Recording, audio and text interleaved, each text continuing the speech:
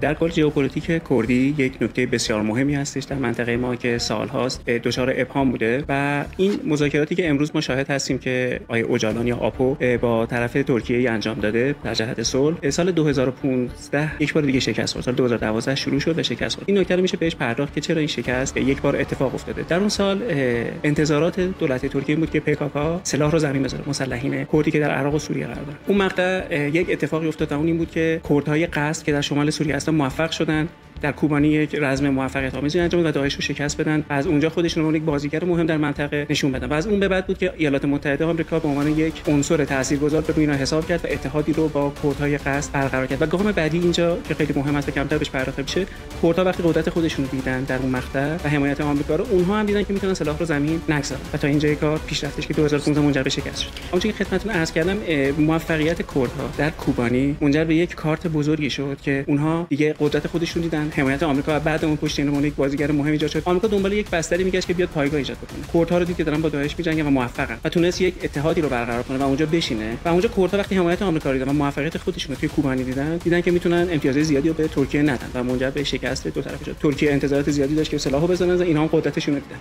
یک موازنه شکل گرفت که منجر به شکست شد.